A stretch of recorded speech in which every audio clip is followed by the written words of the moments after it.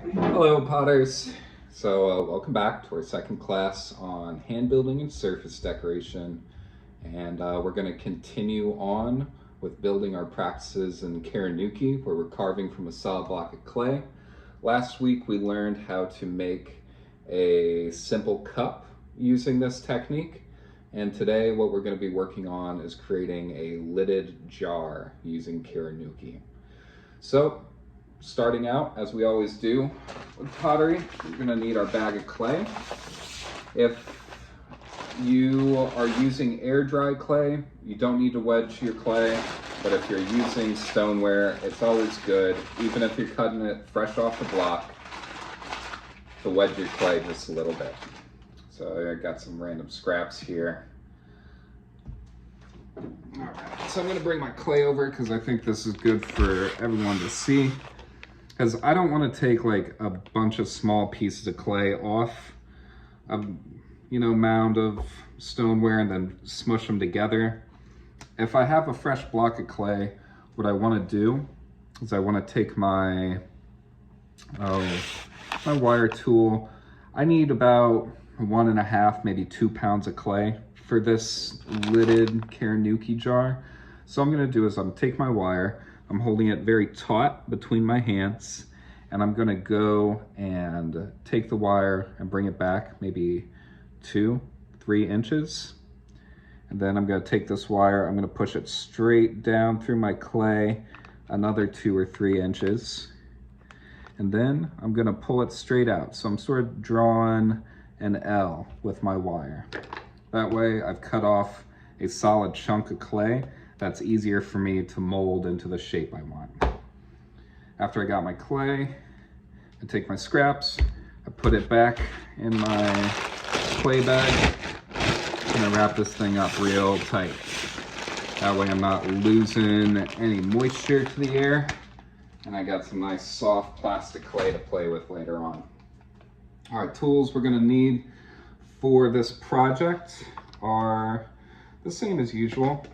We're gonna want a basic trimming tool with our square and rounded end. We're gonna need our big ribbon tool. If you've got one of these triangular deals or circular one, that's great. Or if you just have your kidney rib or your kidney ribbon tool, that'll work too. I'm gonna need some sort of knife, some sort of cutting implement. I like this one a lot. An X-Acto blade works just as well.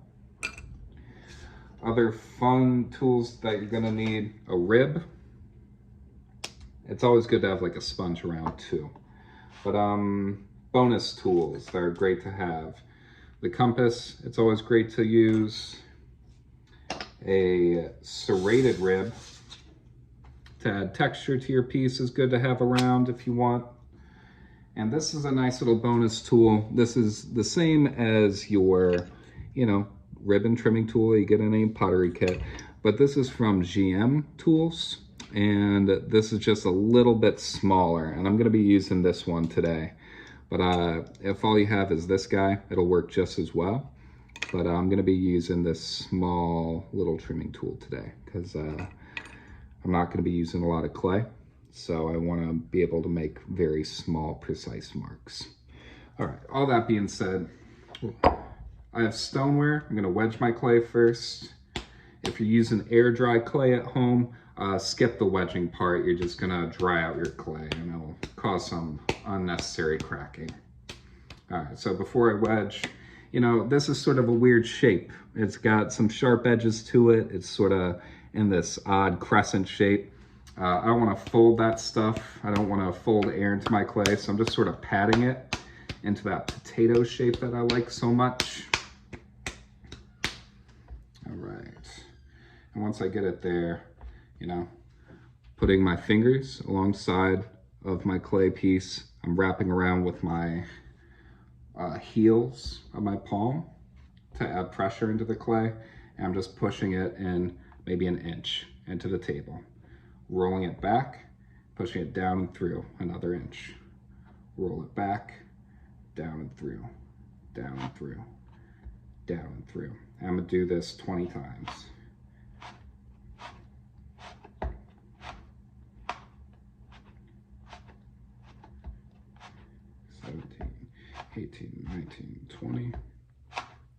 2, 3, 4, 5. All right, now I've wedged this 25 times. I'm gonna take this piece of clay, I'm going to whoop, flip it 90 degrees, and I'm gonna wedge it this way 25 times. I do 50 times for small pieces. If I'm making a piece that's like 5-10 pounds, I'll wedge that piece 100 times before I put it on the wheel or on my table to hand build with.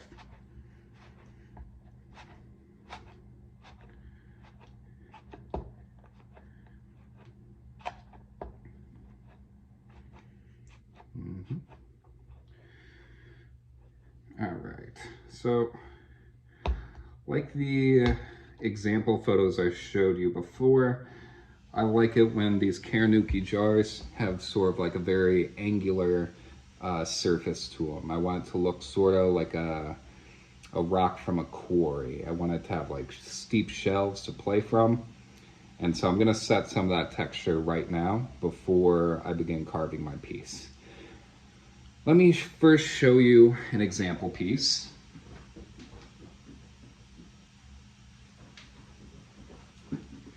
All right, so here's a little Kurinuki jar that I've made. There's a nice interior, and this shape here I find very pleasing because I'm used to working on the wheel. That's sort of my passion, but I love that hand building can give me some asymmetry and a very robust textures I can't get on the wheel. So I like to sort of mess around with this surface a lot. So some of these shelves and little notches I've created in this jar, I'm going to add to the surface while it's still wet. So what I'm gonna do is I'm gonna make a jar that's sort of rectangular. I think it's really good. If you wanna make a circular jar, you know, you'd start out, you'd wedge your clay and you'd sort of get it into that basic shape. You know, if I wanted this to be a circle, I'd start out with something like this, right? But I want my piece to be more rectangular. I want it to have some really steep shelves and notches in it. So what I'm gonna start out with is I'm gonna get my piece to the basic size that I want. I'm gonna smash it on the table. I want sort of like a low squat, you know, maybe jewelry box, something to keep like little knickknacks in. My fiance, she has a bunch of necklaces and rings and jewelry, like, you know, just a bunch of stuff that, like, you know, comes in and out of rotation. So these little boxes really kind of help out with stuff like that. So I'm gonna just get my standard shape. The height I want, I'm setting that up by sort of just pounding this on the table, getting it to that, you know, general shape. But, you know, if I wanted to keep this a round box, I'd keep it pretty much like this, but now I want it to be a little bit more rectangular. So I'm just gonna tap it a couple of times, flip it 180 degrees, tap it a couple more times, flip it 90 degrees, flip it 180, and I'm just gonna sort of tap this piece of clay into more of a cube shape. All right.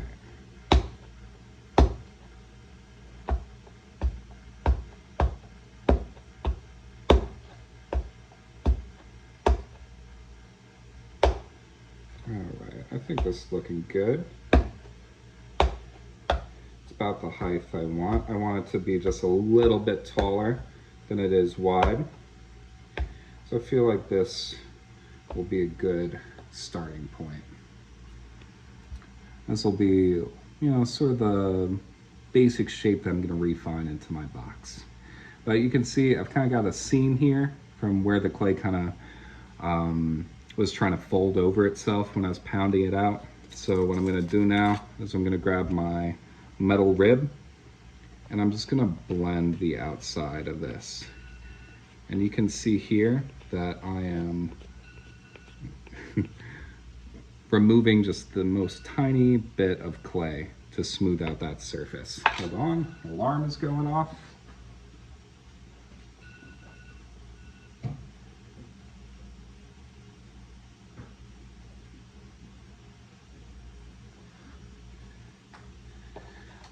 Sorry about that.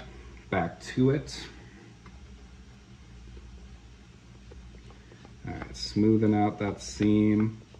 So I want this thing to be sort of pristine before I start doing anything cool with it. So I'm just gonna get that out. That way, like every mark that I put on this thing, if I'm starting with a blank canvas, whatever mark or texture I add is gonna be completely intentional. It's gonna be something that I willfully added to my clay. That's really important to my process. I want my hand to be deliberate with every mark that I make. So I like starting with the blank canvas. All right, so this is good. Got a nice smooth block of clay here. All right, now give it a couple more taps.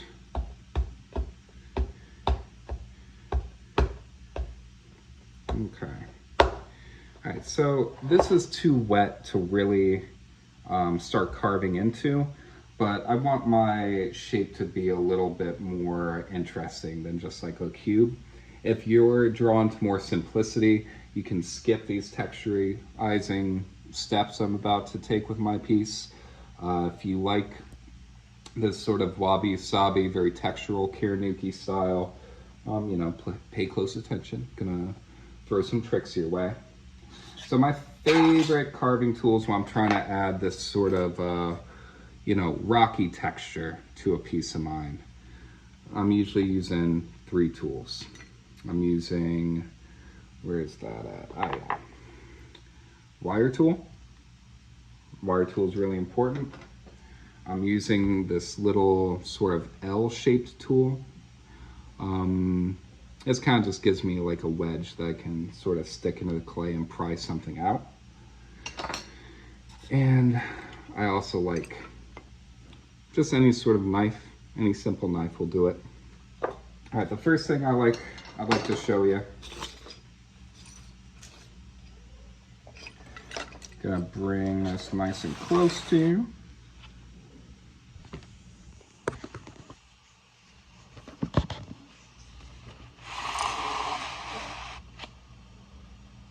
All right, so the first thing I like to do is I get out my wire tool. So you can facet something with a wire. If I take an edge, you know, I can just go straight down out of my solid block of clay and cut off like a nice little sliver, and that can give like a nice impression of like a stony surface. But something I like doing a lot is I'll actually take my wire tool, I'll carve down into the clay, instead of like slowly following through all the way to the bottom, I'll just cut it out at an angle. And it kind of gives me this little shelf here. And I find that very satisfying. I think aesthetically, this little shelf is significant to achieving this aesthetic that I'm going for. So I'm gonna do that again. I'm carving down here and I'm pulling the wire straight out, not following through. I'm gonna go here, do the same thing. And I'm just gonna follow along, doing that around my piece. Here, cut that out, cut that.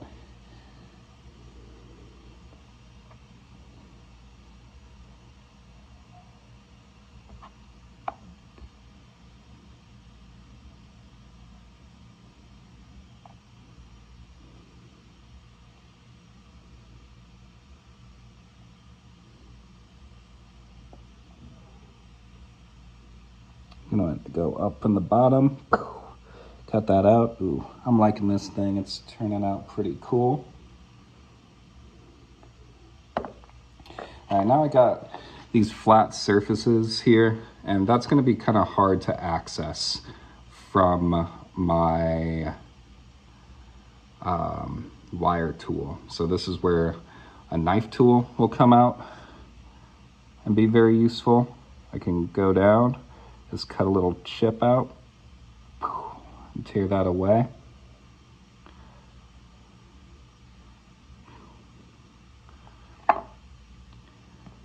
kind of like how the knife, it frays the edge a little bit. It makes it kind of have a torn quality that I think looks a little bit more aggressive.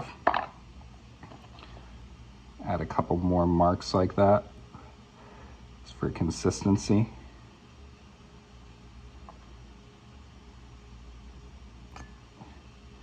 And keep in mind, my clay is very soft right now.